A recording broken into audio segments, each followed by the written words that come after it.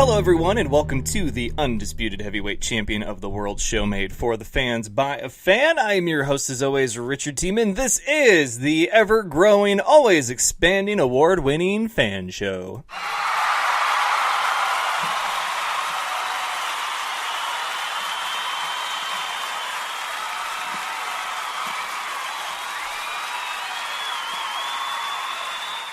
I do want to thank you all for joining me on this Wednesday evening. Happy Hump Day to all of you. It's going to be a good one. I have not one, but two special guests lined up for you, and I'm very excited about it because recently this year, we've been doing weekly specials on the fan show for robot fighting time. That's right, as Farouk would say, in his Farouk-only voice, because no one else can do what that man does. Okay, can we all just agree on that? Farouk is a one of a kind, and should he ever not be a part of Battlebots, then I don't really think it would be Battlebots anymore. It would be this robot fighting show that used to have this awesome ring announcer that no longer does it. You know, some lengthy title that you would probably find on like an internet only station, like a vlog. Anyway, we don't need to think about dark times. We don't. It's okay, because I am confident, I have all the confidence in the world, that Battlebots, with its newfound home on the Discovery and Science Channel, is going to blossom and flourish, and it's going to be great. And here to reassure that, I mean, we've had so many guests weekly on here, from cast and crew, bot builders themselves, the drivers, the captains, the assistants. I mean, you name them. Chances are we've had him here on the fan show. Co-commentator Kenny Florian, UFC legend, the man who loves his Battlebots, he's been on the show. The ring announcer, the master of ceremonies, MC Faroukadelphia, he's been on the show. Ray Billings, reigning, defending, undisputed champion, been on the show. Logan Davis of Sub-Zero, Paul Ventimiglia, Al Kindle, Jameson Go, huge, and of course the Wooly twins of Double Jeopardy. They've all been on the show, but tonight we join past and present with what looks like the future of Battlebots, the legend, the man who has more giant nuts than there have been seasons of Battlebots, Donald Hutson, Lockjaw. He'll be joining me. And then the woman who is rising to new heights of fame because of her 100% brutally honest interview segment that we did, that I had no idea would have this kind of reaction from you guys. But thank you. Leanne Cushing of Valkyrie. And we have checked the explicit box for tonight. It's going to be a good one. Is she the future? Are we looking at the dawn of a new era of competitive robot fighting? She's going to share her thoughts. So this is one of those episodes where, given where we are in season 3, which is every fight matters, more so now than ever before. Granted, you were only guaranteed 4 going into the season, but this is the one where if you started out 0-2, you need to win these next 2. If you started out 0-3, you need this next one. Because it's not just your record that's going to determine whether or not you get into the 16 seed tournament. But it is, were you able to rebound? Did you bounce back? Did you overcome adversity? Were you able to go toe-to-toe with some of the toughest opponents? Were you able to knock one out in convincing fashion? Surprise the masses? Shock and awe. Those are all going to be considered when they seed you. Now, one spot has been claimed. There are 15 remaining. It is not the number 16. It could be anywhere from 1 to 16, and that is one of our guests of honors, Donald Hudson of Lockjaw himself, winning the Desperado tournament. The man with such confidence, he said, I can win 3 in a row and secure myself a spot in the finals and not have to worry about the rest of the regular season. And one of those bots he had to defeat was Leanne Cushing's Valkyrie, and it was quite the fight. And I know I feel like I say that a lot, but to be honest, that has been an amazing season. I don't know why there would be any concern as to whether or not there's going to be a season 4, but hey, we're going to talk about that. We're going to talk about so much more tonight on the fan show. Very excited to have my 2 guests, so it's going to be a lot of fun. Now then, before we get into that, let's go ahead, do our due diligence here on the F.A.N show. The formalities, if you will, the things that need to be done, need to be discussed before we move on and talk about other things. And that, of course, are the headlines.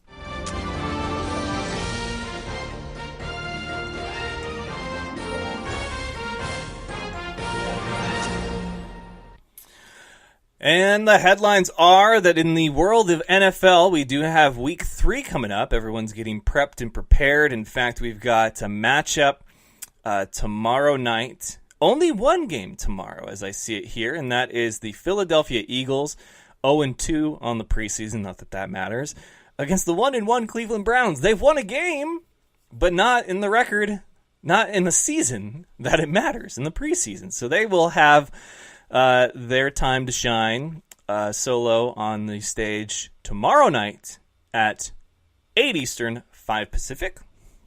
Then Friday is going to be your marquee matchup. So we got New England at Carolina, New York, New York. That's right, the Giants. It's technically at the Jets. The Jets are technically the home team, but they share the same damn stadium. Like, is it really necessary? Anyway, New York, New York, Denver at Washington, Seattle at Minnesota, Detroit at Tampa Bay, and finally, your late night, your Friday night lights, Green Bay in Oakland. And then Saturday, we've got some more matchup, Kansas City, Chicago, Houston, LA, the Rams, Tennessee, Pittsburgh, San Francisco, Indianapolis, Atlanta, Jacksonville, Baltimore, Miami, New Orleans, and the LA Chargers, Cincinnati, Buffalo, and Arizona at Dallas. Now, there are some headlines from around the league beyond just what's happening in Week 3 this week in preseason. Patriots have released wide receiver Kenny Britt. Dez is not in the team's future plans. That's the top headline of the day.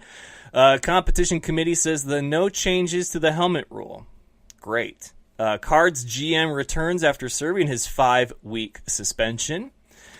Hugh Jackson to Dez Bryant, I'm assuming from Hard Knocks. Browns to have historic turnaround. Me, I'll believe it when I see it. Sorry. I don't think it's always the pessimist. I think it's ever the realist when it comes to Cleveland. Like, I will believe it when I see it. We've heard this story before. And I know everyone in Believeland is lining up for the big I told you so moment, but is it going to happen this year? Is winning a game an I told you so moment for Cleveland? Is that how far we've come from 0-16 to if they win one, it's like, ha! Ha ha ha ha! What now? Good. That was your season opener. You have 15 more weeks to go. Browns fans, what is it? What are you doing? What do you want? Manning says that rookie running back Barkley is missing valuable time. McCarron, who we mentioned, suffered a broken collarbone, was limited for the Bills, so I would hope so. LaShawn McCoy has a groin injury. Done deal. Free agent safety, who was just released by the Bengals, George Iloka, signs with the Vikings. That's something to be said. Chiefs release veteran running back West, Charkandrick West, to trim their crowded backfield. And Rosen sits out of practice with a sore thumb. What a shame. Let's see about this. Patriots releasing wide receiver Kenny Britt and their comments about Dez Bryant. I'm rather curious on the subject. New England Patriots wide receiver corps has a surprising development less than a month from the start of the regular season. Patriots release veteran Kenny Britt on Wednesday. In addition, former Dallas Cowboys wide receiver Dez Bryant doesn't appear to be on the Patriots list of potential Britt replacements. A Patriots source told NFL Network's Mike Giardi the team probably has no interest in the free agent. This is, of course, per Herbie Tope of NFL Network. Let's see. What's the next headline here? The next headline, I believe, was, yes, the competition committee. I have no interest in that. McCarron, done deal. John Ryan signed with the Bills. I believe we went over that yesterday. And McCarron limited for Bills. LaShawn McCoy has a groin injury. Let's check this one out. I'm curious. A.J. McCarron And my man, Mark Sessler. Let's see what Mr. Sessler had to say. A.J. McCarron is back in Buffalo. Bills coach Sean McDermott told reporters the veteran quarterback will be limited for Wednesday's practice per NFL Network insider Ian Rappaport. McCarron is still dealing with a dash of shoulder soreness, but the quick return is promising after the passer was initially believed to have suffered a broken collarbone in last week's preseason tilt with the Browns. Additional testing showed no break, paving the way for McCarron to ease his way back onto the Bills team, planning to start rookie Josh Allen over Nathan Peterman against the Bengals Sunday. McDermott also noted that running back LaShawn McCoy is day-to-day with a groin injury, saying per NFL Network's Tom Pelissero, there's always a concern. LaShawn's a big part of what we do. I know he's going to maximize those treatment opportunities, and he's a pro. A healthy McCoy is locked in at running back, but Sunday's regular season dress rehearsal will all but decide Buffalo's choice at quarterback ahead of the team's Week 1 tilt with the Browns. So, best of luck, Shady. I'd love to see McCoy back out there. I don't know if I think McCarron is going to get the job over Allen or not. That's tough right there, because I believe McCarron can be great if given the right tools. Does Buffalo have those tools? I don't know. But I also know that there's quarterbacks that need the right tools to succeed and quarterbacks that simply succeed regardless of their tools. And, Brett Favre was kind of one of those guys. Joe Montana seemed to be one of those guys. I mean, we're talking about the greats, right? Even Peyton Manning. Now, they had specific things tailored to them, but is there enough for McCarron in Buffalo to move forward, to progress, to show his, what I believe, true potential? We shall see. And that is going to do it for Headlines. Headlines, of course, brought to you by Dynamite Enterprises. They want to customize your world. Hit up Ethan at dynamiteenterprises.com or visit dynamiteenterprises.com. He's going to help you with polos, t-shirts, hats, underwear, socks, trophies, banners, table runners, you name it, he's got it. Just tell him the Fan Show sent you. Plain and simple. Do it, do it, do it. He's the man behind the great shirts that you of Fan Nation are loving.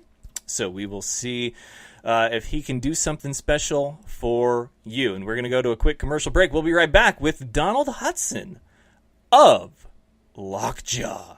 We'll be right back. You're listening to The Fan Show, your home for all things football and nonsense. My special guest tonight, Farouk. Farouk, welcome. He's no expert, but here's the thing. Football and nonsense is what he brings. Sports talk with a twist.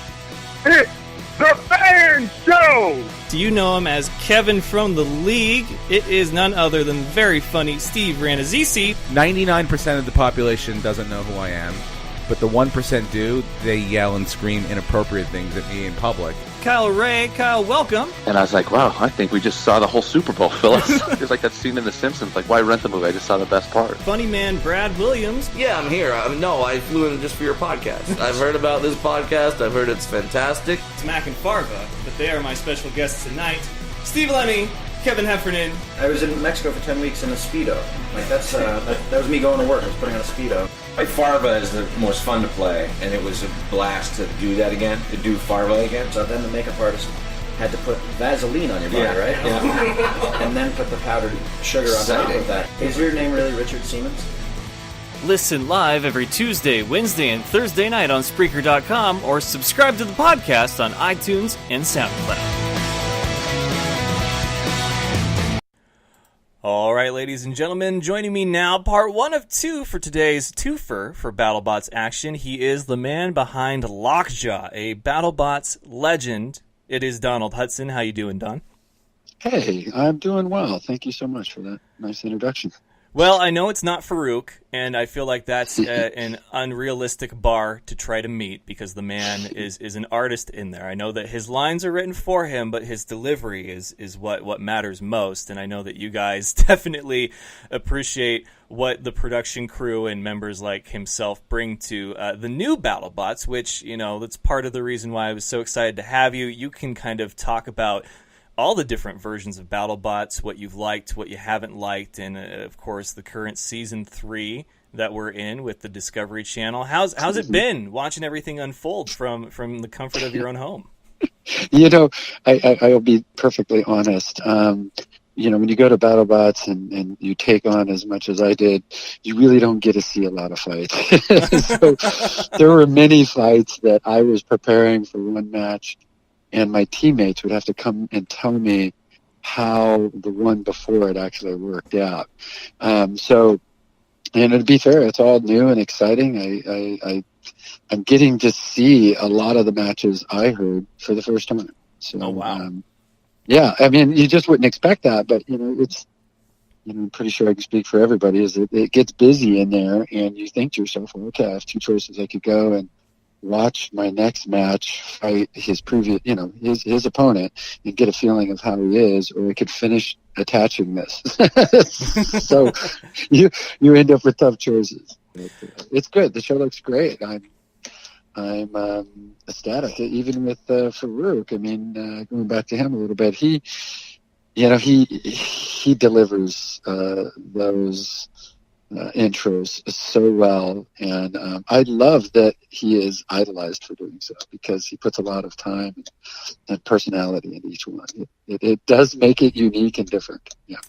Yeah, you know, myself being a fan of so many different things in the world, a fan of BattleBots, obviously, sports, wrestling, even, you know, some UFC, and then, you know, music, movies, pop culture, you name it. There's probably something for me in that part of the world. But, you know, this BattleBots brings together so many different things. I mean, it is kind of pop culture. It's on TV. It's in a primetime spot on the Discovery Channel now. It was on ABC before that. It's come a long way since the Comedy Central days, but it has sort of that production, like you're watching a big fight, you know, on a weekend, and it has sort of that, you know, wrestling flair with Farouk doing the introductions, and then you guys do your own thing in the battle box as far as once that buzzer, you know, and once that light hits green. So I think it's great to see everything come together, even if it's for only 30 minutes a week, but it's been great to see it. And I like, what is this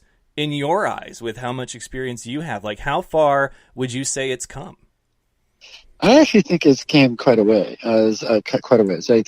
You know, when I hear people talk about the individual little pieces of how the show has evolved, you know, I like to kind of quote one of my idols, you know, Mark Satrikian, when he said once, he said, you know, this is art imitating TV. And what I love to see is that every individual aspect of it is its own thing. You know, you could go in the pits. It's nothing's really make believe here. You know, when Farouk goes out and does his little bit, he's adding an element of art to the announcing. And, you know, I think the commentators, you know, they feel very comfortable talking about the show. You can see it in their eyes. You can see in their dialogue and the way that they're adding little subtle comments to the entire storyline of every robot. And I think for me, that's the biggest difference, is that it has evolved more and more to what Trey Roski and Greg Munson, the creators of BattleBots, have had in their minds all along, which it's its own thing. It doesn't need a polish in one direction or another. These machines are what they are, and the true stories that are starting to unfold are the people behind them. But the robots are truly the heroes. So for me, I'm kind of happy about that, because I've never wanted to get trapped in some kind of reality show with, you know, teammates arguing or this or that. You know, I believe it's supposed to be the opposite of that. I think the robots are supposed to take over their own identity, and they do a great job at emphasizing the unique differences in the robots. And yeah, they highlight the competitors, but I do think it's more about the machine survival. And I just think they've done a great job. It's fast, it's quick. You know, I really love the new show format where everybody, you know, came in and was like, okay, we're going to give you 4 fights to prove who you are, and that's going to determine if you make it in. I do think, even though I started out with some tough luck, it actually made better odds for everybody to really work out the bugs in the robot. So, you know, my hat's off to them for continuing to evolve the show and keep it on track for what it's really meant to do, which is entertain us, right? Yeah, absolutely. And it's funny that you mentioned that, there's been so many changes and you really liked where it is now. It's been the popular opinion, although the different builders I've talked to, they really like this format that sort of tests your depth, by having the 4 guaranteed fights, a regular season into a playoff and a tournament and a championship. Yeah. But one thing that I was curious about with your thoughts on is that you will see so much with television that it seems like a show will have a winning formula, if you will, but then they have to throw in something different. It can't just be that there's different characters or different competitors. It's like they have to throw in a curveball to sort of mix things up. Do you believe in that? Like the Desperado? we were going to get around to it, but yes, absolutely, the Desperado. Like, do you think that that's something that has to be done? Or do you think that people will still tune in if the product works? Well, I think I've seen it done in several flavors in the past. First, they tried to magically just show the magic of a beginning of a tree, but that's not realistic. It's like trying to film a movie in its first cut. It's like with no second takes. It's just not real, right? And then so it can be done, and there could be these great stories that unfold with just an existing tree, but then somebody could be taken out, and they may not make it to the finals, and then that messes up the whole story that they were planning for. So then they have to reformulate it this way. I don't think they need to necessarily mix it up. Because in a way, I think the way you're saying it is, we should be able to hold enough on its own with the raw format, just the way it is. They shouldn't have had to add these other little bits and pieces into it. But I think if you really look at it, at the end of the day, they want to see functioning robots make it to the end. And a couple, they did give in this first format, this was new, they gave everybody 4 fights to fight it out. Even though I think I only took 3 and decided to take on the other challenge. I think it's a bad luck in there. Anybody can have that. I certainly have had my share of it over the last. Every time I build a new robot, I say to myself, "I'm an idiot. I should just keep building the same robot because I'm just going to find new problems." But it's addicting to build them. So Do I think it messed it up or changes it and candy coats it is probably what you're alluding to? I don't think it does. I think the goal is to encourage people, and actually I can formulate this quite sincerely. I think the success of this show is to encourage people to take risky designs that may out of the box not come to fruition, that need the bugs worked out, but still have a chance to be that underdog, because I believe everybody truly tunes into Battlebots, and when they stare down those 2 robots, 1 and 1, they're always going for the underdog, I believe. I think they want the story. They want the upset. I think we all do. I think we all want to see some crazy new idea, come back and do something. And I think that's where the drama and the story is. So, I don't think it messed anything up too much. Myself, no. Okay, so let's talk about going into the Desperado tournament, because obviously, with a name like that, it's bots that are desperate for a spot, right? Whose season didn't start off that well. Now, your approach, I got to say, when they were explaining it on the series, which may or may not have been 110% accurate to your actual thought going into it. But some people may call it genius. Some people may call it, kind of cutting a corner, taking a shortcut. But you had enough confidence in your ability and your bot that you could win 3 in a row and lock yourself up a tournament spot, pending what position that is. And you wouldn't have to really worry about the rest of the season or having to win another fight on your schedule and convincing the judges to let you in. But for some, they may not feel that you, Donald Hutson, were desperate enough to really fit the bill of what the tournament was. Your thoughts on, how did it come about that you decided to go in there, and looking back on it, is it still the right choice? No, it was the right choice for me. I came in ready with a lot of spare parts. Okay. And I had a good robot, and I went out there and I had a couple stupid things happen, and they were very upsetting to me that I should have did better. I lowered the jaws too much, got stuck in the floor. That cost me my ass. I mean, I picked up pieces of my gearboxes all over the place. But that's how Battlebots is. One mistake, right?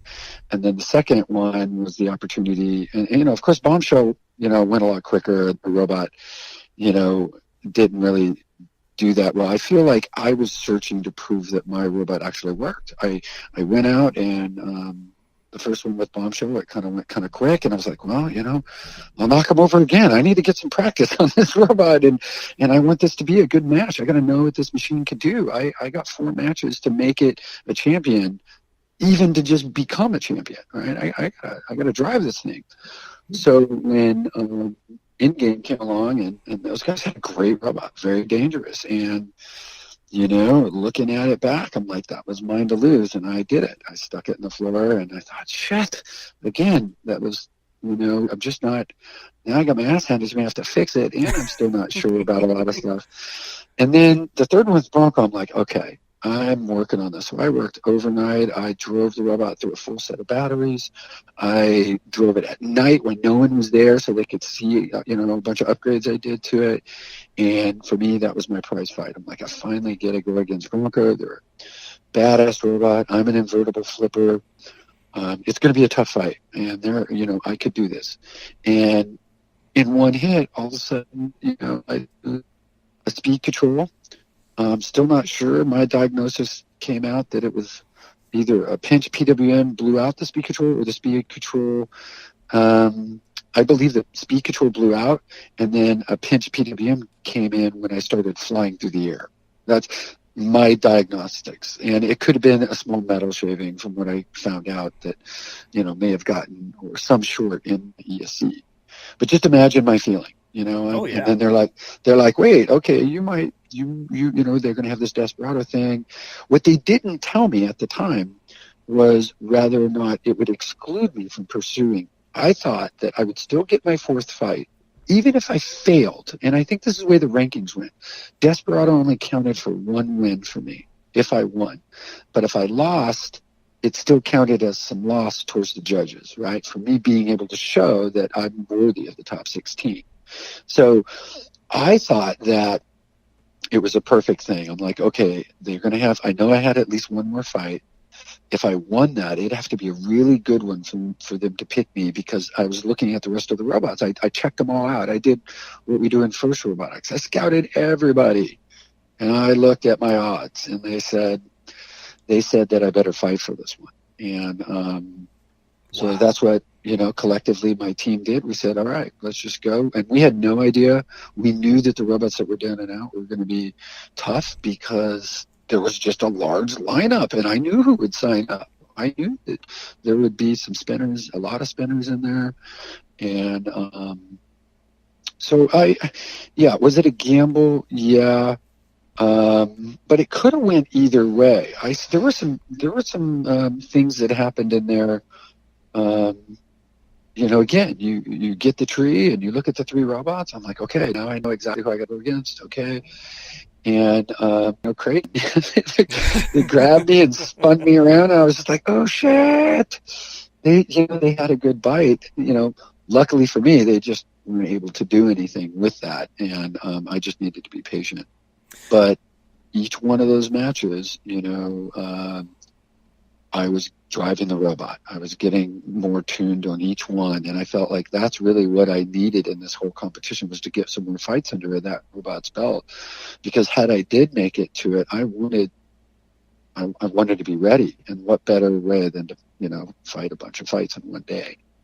So I think it was right on, and it could have went a bunch of different ways. It could have been megabyte or gigabyte in there, and a bunch of spinners, and they, I know Leanne's gonna get on here, and she's gonna be like, "Damn it, you're lucky, Donald. We would have kicked your ass." And it's these are all tough decisions when you have time. But I'll just end it by saying it. For me, when I projected the payout was that I was the first one in, and I had 4 days to prepare for the championship, for the top 16, and that's exactly what happened. I literally came out of that and just started getting parts made in San Diego and having them driven back down by my teammates, and I just spent that time wisely. So. Hey, I commend you for it. You've been in this for a long time, and it's funny. The last thing that I have to say for you, like the last question that I have is, you mentioned, and this was actually something that I was thinking about when they announced who was in the Desperado tournament, is that it's not your record that gets you into the tournament. Like, there's a number of different factors. So for you to say that they approached you and said, your next fight, you better win, or you better at least have a good fight. I'm curious as to if there's ever a moment in a vet's mind, such as yourself, that you think, I may not have started the season off the strongest, but could they really have a tournament without someone like Lockjaw, Bronco, Tombstone? I mean, no, that's not fair. Actually, I would say they're hoping for not. Oh. Listen, this is about diversity. We want new robots on the show. I want them. I want huge and new types of designs to take a chance, because I do it every single time. Anybody who's ever looked at my robots go, oh my God, you got a lot of moving parts. They're very compact. What the heck are you trying to do? You're always trying to build like something cool and something fun. And, I just believe that, my heart's in the success of the show. I will always want to make the show better, even if I'm not in it. And yeah, was that hard for me to hear? Yes. But people earn their way in, and that's the difference between Battlebots and other shows. I believe that at the end of the day, some people think, oh, there's like special pieces to it. No, I mean, what I like about what they did this time is they're like, are you worthy? Are you able to, like, can you actually be honest with yourself as an engineer and say, you're going to go out and beat that robot? Or do you have, that is the part of the good show. We want to knock down, drag out. That's what I want to see. I want to see machines never stop in the middle. I want to see them get all the way. I want it to be, a knockout at the end. I want the underdog to come back. I believe that that's the success of the story, and that's what people want to see as a real-world gladiator battle unfold in front of them that they can tell their friends about that didn't go the way they thought. I love it. So. I do love the answer there. That's the mindset of a true champion, and you have been one before. So yes or no question for you to wrap this whole thing up. I see different things on social media, and some say it's just to sort of bring more attention to the season as it's currently going. You, and everything that you've experienced, are you worried at all about season 4? No, not at all. I think it is. I think the show is holding its own. I think there are a large number of people who are enjoying it. I think it's raised the bar as far as destruction and the type of robots that are seen. I think sometimes that let's see, what's the right way to put this? I think it has always been a volatile arrangement. Signing up with networks, everybody wants a piece of their pie. I actually believe that some people just want to see more drama than engineering, and I'll tell you, that's actually kind of a bummer. So if for some reason those are issues, and which they may not be, then I could see people going, oh, it's it's on a special network. I have to have cable, and I have to get it, and that's why it's tough for people to see. So I think the shows that have been most successful have been accessible to everybody. It's like having a very specialized STEM or college program or something that's good for kids, but you have to pay for it. And I'm kind of pissed off about that part. I really am. I think everybody should have access to a show this cool that promotes all the right things in life: good teamwork, engineering, violence without violence. Yeah. I mean, there's death without death, and everybody wins. And everybody, I just hope I'm sure they'll work it out. And I'm sure we'll see a season 4. That's my belief from what I hear. Well, Don, it's been an absolute honor and privilege to have you on the show. This is definitely not the last time. I want to have you back, and we'll see how the rest of the season transpires. You have punched your ticket to the 16-seed tournament, so I want to thank you again so much. Enjoy the rest of the season, and we'll talk again real soon, all right? My absolute pleasure. Tell Leanne that, there's still a rematch in the forecast. All righty. I will do that. Okay. All right. You take care. Have a good night. All right. Thank you. Bye-bye. All right, that was Don Hudson. We're going to go get our second guest of honor, Leanne Cushing. Don't go anywhere. More Battlebots and more of the Fan Show right after this.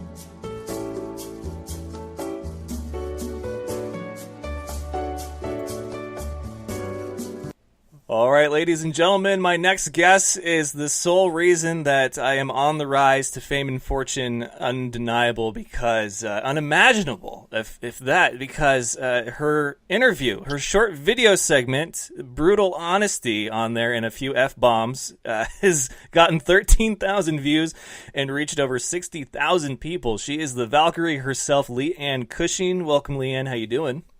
Oh, doing all right. And I mean, come on. Like, I live just next to Boston. Like, Boston is they go hand in hand. I don't know.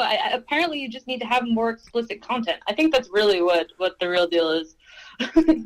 I believe so, but I also believe that you are a woman of the people. I think people just genuinely like you. They like your honesty. They like your personality and the fact that you're no bullshit. So I definitely appreciate it. I had no idea the response would be like that, but I think it's great for you, great for the brand, great for everything that you do. So thank you big time for the boost in ratings and views. But how have things been watching the season unfold from your, I don't know if you have like a man cave or a couch or however you watch Battlebots each week? Yeah, so actually up in Somerville, Massachusetts, where I next to Cambridge, where I and my team are, and a lot of the Boston/Cambridge-based Battlebots teams, we run viewing parties every week that I've been planning. And now that school's about to be back in session, I can't book rooms the way I used to. But yeah, we've been doing viewing parties at this brewery nearby, Aeronaut Brewery, every Friday that I can get in, which will be actually like this weekend, next week. And then when we're not there, we're actually at our makerspace where Valkyrie lives, Artisans Asylum. And so both of those places have been really great. We usually get a crowd varying from like 12 people to Aeronaut was closer to like 80, 90 people. So it's just sort of fun. And the fight that we had against Donald actually definitely got the best crowd reaction and cheering and stuff at the brewery. And we had brought out like the broken blade and stuff. So it was about the bar. So like it's just a fun old time. Like, you know, being able to be so proud and open about breaking the spirit of Boston. So yeah. Well, I did want to talk a little bit about that. Donald ended his segment by saying, you know, he's sorry he's not sorry pretty much about the way that things turned out, but it was a great fight otherwise, and he looks forward to hopefully a rematch down the line. But with that fight, it was crazy how it happened. Was that something that you guys thought was a possibility with your bot at all, or is it just random occurrence that that's how it happened to be? So, got to keep so well while flying and bouncing around. I did not expect that, but I'm very thrilled. It says a lot about just sort of the rigidness of what we have built for like our structure, and then also the way the drivetrain set up that didn't like mess up or anything. So there's that. As far as the bar goes and how it split, it was like a basic material science problem in your face.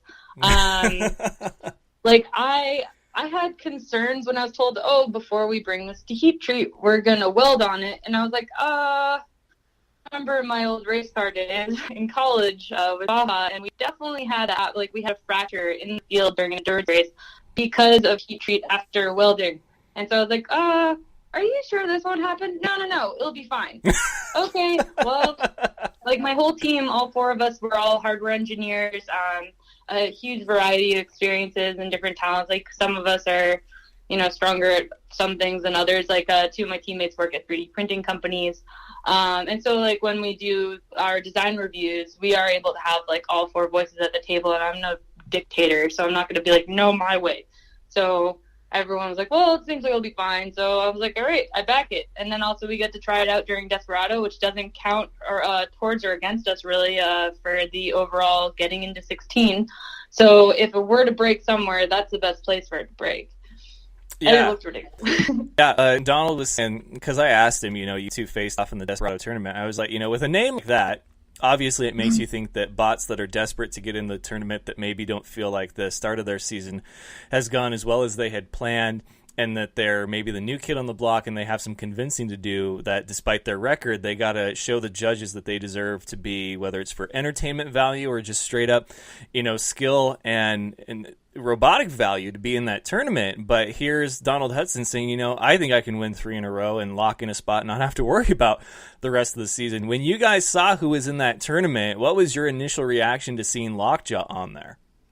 Well, I guess I wasn't, I was kind of surprised, but also I had seen a couple of his other matches, so I knew that, he's sort of in the same mindset of us of, well, if this is going to just help our chances, mine as well, and we have the materials, we have the robots, basically. He also, we built up a second robot for, the Desperado tournament. We had enough parts to build a full second one, and we didn't end up actually having to use it, because we lost against Lockjaw, but we had it queued up expecting actually we were going to beat Donald, and then we were going to have to use our lighter weight new built bot as a sort of sacrificial virgin to Gigabyte, who we assumed was going to win on the other side, which of course, yeah. So we were kind of getting ahead of ourselves, but we also wanted to kind of gloat to production, because we did have a really bad first fight against Ultimo Destructo. It didn't even get airtime for a good reason. We ended up blowing through a motor controller. Just a lot of, first time robot goes and hits things, because when you're testing in a loading dock and you have fleshy human bits, you don't want to be around a disc that's spinning at 200 miles an hour and hitting stuff. But yeah, so basically, we just decided, we might as well hustle it. We can show, more fights, more to production of showing, yeah, we have a robot. And every single time we fought, we just got better.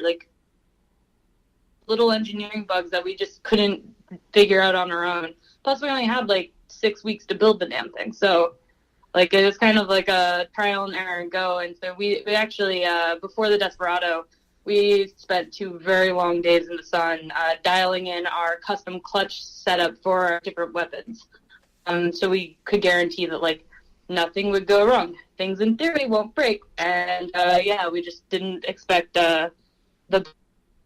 Yeah, I don't think anybody expected that to see that. That was definitely, I think, kind of a first for me in Battlebots. I'm sure there's been other instances similar, but I think it's one thing for a weapon to break. It's another to see that your driving of the bot isn't affected because of that weapon's damage. Because normally, especially for spinners, it stops spinning and the rest of your bot is fully functional. Now you're just pushing people around using the box, to your advantage. But for you guys, that was something. I gotta say, it was, like I said, very much a first for me, and that's a lot of Battlebots history. And Donald and I talked about the history of Battlebots. I said that for this episode, it's kind of the bots past and present meets its present and its future. I mean, for you going into season 3 and seeing it unfold now on television, do you feel confident about being maybe Battlebots Future?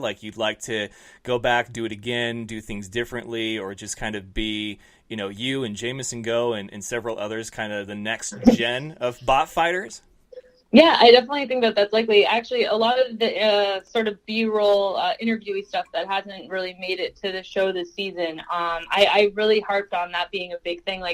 My team and I were all like younger engineers. The way that we develop a product is so different from like the generations before us. Like we are very hands-on. We can rapid prototype. We can 3D print. We can like laser cut. Like anything we want, we can pretty much like snap to it, build it quickly, and then just rather than, you know, staring at CAD for a handful of months before actually building something. Like I know a couple of the older guys, not saying which ones. I don't know if Donald is, so I'm not inferring to him for the record. But I know a couple of the older fellas that are from the older days of Battlebots that like, yeah, they're engineers that stay at their desk, and so they don't do the hands-on dirty work of getting stuff machined in the shop last minute or at 2 a.m. or whatever. Whereas like we have no problem like using our resources. We're lucky in Boston with like Harvard and MIT and all these other makerspace, incubator, et cetera stuff. I have at any point in time, I guess probably like 4 shops I can go use to like make parts. And then we have access to a couple different water jets at the universities because those are lots of dollars. But we're able to kind of do everything around here if we have to. And if we have the time to send it out, great. So yeah, I think that like there's a lot to be said for the way that we design things versus the old ways. And also like me and one of my teammates, Alex, we're both obsessed with pretty stuff. Like we want to make very pretty robots. We want to show that you can perform well and be pretty, and you don't have to be this ugly box or whatever. But yeah, I don't know. It's. I think that there's a lot to be said. Like there's a lot of creativity and like, I mean, even just engineering curriculums. Obviously, like 3 decades difference between us and some of the older competitors. You're going to have a lot of different technologies that are touched on that weren't then. So it sounds like the BattleBots, there isn't necessarily going to be a sort of battle of the sexes, but more like a battle of the generations with, you know, the different ways that you guys do things, which I had no idea that was even a thing. But then again, you know, from a fan's perspective, there's a lot that we're not in the know of, looped in on, even with, you know, being down there and witnessing it firsthand. I actually had access to the pits, and I still couldn't have told you that there was something that would tell you that there's this generation that does it this way, and then you guys that do it different. So that's an actual thing then. Yeah, and actually, I think that Donald also had a 3D printer there. I'm pretty sure he was the other one because he had like a really nice Stratasys machine. I'm pretty sure it was his. Maybe it was someone else, and they're going to yell at me later. We had one of our primary sponsors, Mark Forge, who does a lot of performance printing like carbon fiber, nylon, Kevlar reinforced parts. They now have metal printers as well. We had 2 of their Onyx, like the carbon fiber filament printers on site. We ended up actually helping out 14 different teams in making replacement parts for them because the Tormac, like CNC guys that would make like spare parts, they were like, you know, in a really deep queue. So depending on like what sort of parts you needed, we could have it done in, you know, 8 to 20 hours or however long it took the printer to make it. And they're incredibly strong. Like we have over 40 different parts, like 3D printed parts just on our robot. Well, that's that's definitely, you know, something there for you guys. Now, you mentioned pretty bots, and so are you talking about like the teams that sort of there's a little bit more flair as well as the functionality? Because, you know, my conversation with Ray Billings, like he'll skip the costumes and the fancy designs for functionality, but you believe that there's a happy medium, right? Yeah, well, for me, like one of my biggest regrets in my undergrad is not doing a minor in industrial design. Like I've done a lot of I've worked in a lot of companies from like automotive, aerospace, consumer products, and then robots. And like making things look sharper and nicer is always like people are always like, ooh, if you like make it have like a nice curve or you make it like a special color or whatever. Like right now I'm working on a 30-pound robot to run at Dragon Con next weekend. And I ridiculous surprises in store. I was running them by Charles last night, and he didn't believe me. Just like, it's like, wait, you're doing what? And so I'm pretty excited because usually we get a pretty packed room at the robot battle thing that Chaos Corps runs, and we end up like with 200, 300 people in a room watching like robots shove each other off of a stage. And so I have some silly little flair for mine. And yeah, so if people are going to be there, they'll get to see it. It's pretty good. But yeah, and Alex, also my teammate, he also has been working on like trying to make really pretty robots. Like my 12-pound robot, Tough Love, has a heart spinner and like a spade, and I have like a rose and all these like neat, like cutesy shapes that still like work in engineering space. And I just think that there's like a good way, like it doesn't get as boring because like if every robot looks incredibly different from one another, even if they do have the same weapon, you won't be able to tell as much. Well, fair enough. Now, it's interesting because you're like, yeah, we like pretty things, and then all of a sudden, like, your video blows up, and there's, like, people proclaiming their love to you. How many new inbox notifications did you get after that? Oh, luckily, like, 0, unless Facebook, like, filtered all the message requests. But no, like, the first fight that we had, so I guess the Desperado episode, like, I think that was the first one during Discovery, yeah. I got like a handful of basically stereotype OkCupid messages from random dudes in Middle America. Like Brains and Beauty was probably one of the top ones there. I'm like, oh geez, I haven't heard that before. But yeah, no, it wasn't too bad. I just got a lot of random like friend requests. But like, I'm really good buds with Lisa Winter, who is also a chick robot person with colored hair. And she has Mega Tento. She wasn't on the season. She was a judge, though. Yeah, I remember Mega Tento. Yeah, and so she gets a lot more than I do. We definitely bond over it. Like, in general, like, all of the girls that are involved with Battlebots, we kind of have, like, sort of a quiet, like, unspoken inner circle, because there's only, you know, a couple handfuls of us versus, like, hundreds of dudes, so. Wow. So, one thing that Donald and I touched on as far as this season, and you know, he says that he's not concerned about you guys in season 4 at all. He feels like this is a good pairing with Discovery and that things have gone as well as they can. But I asked him, I said, you know, it seems like a show will come up with a winning formula, so to speak, and then they'll kind of throw a curveball in there. And he laughed and he said, oh, like Desperado. But at the same time, could you see BattleBots mixing it up where there is all of a sudden like maybe a generational tournament, like old versus new, or like this style of bot versus this style of bot, or should they keep it with what works, which is the variety and the, you know, whatever happens, and anything can happen when you're in the battle box? I think that one of the things I noticed, like a lot of people came away from the Desperado episode like really stoked. Like we had really good viewership. Well, we didn't get as good a viewership as before the break because people got confused because sharks. But yeah. But like generally there was like people really liked the way that there was the storytelling and like sort of the mini tournament setup. Even though it is hard to like scale, you know, that for a whole 20 episode season.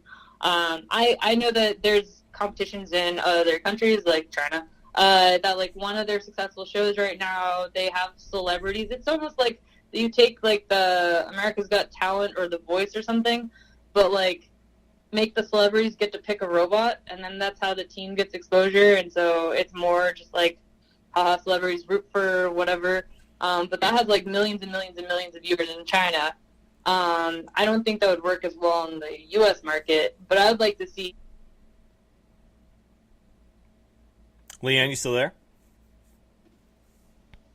Oh, don't tell me I lost her. Just oh, your phone cut out. You said it works overseas, but not here, and then as you were going to say something, it cut out completely. Oh, yeah. Oh, weird. Yeah, because I'm just sitting in a call room with full signal. Anyways, so I don't think it would work with the U.S. market, but I would like to see some rule changes or adjustments. Right now, in the current format, damage gets a lot of points, and obviously, like, if you don't disable the opponent in 3 minutes, then it always goes to the judges. But I'd like to see full 3-minute fights with more creative approaches of how to win. But we'll see. I don't know. I think that like they're gonna keep trying to feel it out. The main producer Aaron, he's brilliant. Like some of the calls he made during filming, I was like, what is he doing? And then now you see the way that like Reddit goes bananas or something, that like he knew exactly what like people would want. And so I'm like, all right, sure, cool, whatever. Yeah, I don't know. It's just, I think that the current format I said would be, I think, is the best. And Discovery is definitely a better home than ABC. I agree with that. One idea I had, speaking of the whole celebrity thing, was celebrity guest, special guest referees, and it doesn't even have to be for the fights that I guess matter, because there's been a lot of fights that are just fights to fill the fight card, but I definitely think that's an outlet that they could use for some exposure, because it doesn't have to be for a whole episode. It could be a handful of fights that you could construct into a whole episode. But yeah, opening that up for special guest referees, you'd have to go over everything with them, but that definitely could sort of be the winning formula for that regard and getting more exposure. But cross that road when we get there for hopefully season 4. But you feeling good about the rest of the season? You stoked for it, even though Desperado didn't go all that well? Yeah, I think it's mostly fun. We did what we wanted of just showing that our robot was a force to reckon with. And then beating Fuzzy was just kind of crazy, because I met him at Robo Games the previous year. And he's also super old school robot dude. And yeah, I don't know. We are still around. I can't say anything, obviously, in any direction and whatever. But yeah, I'm excited to see how the rest of the season plays out. I know because we just sort of crammed in a bazillion fights, and then some of them now have been out of order of when they were filmed versus when they're shown in the show. So I'm curious to see how they do the rest of the season for that. And then, yeah, I'm really curious to see just general responses of that as well. So, I don't know, it's just sort of fun to just be okay, there's this thing I did months ago, just sort of kick back and watch and go bananas. So, yeah. Well, hey, it's been very exciting to see, and again, thank you for all the attention that your segment has brought the show, and I certainly hope it's just something... have more swears. Yeah, I'm pretty sure that Donna Hudson swore more on the show than you did, and it wasn't even that big of words that he chose. I think he said piss and shit 3 times, and that was it. Oh, so.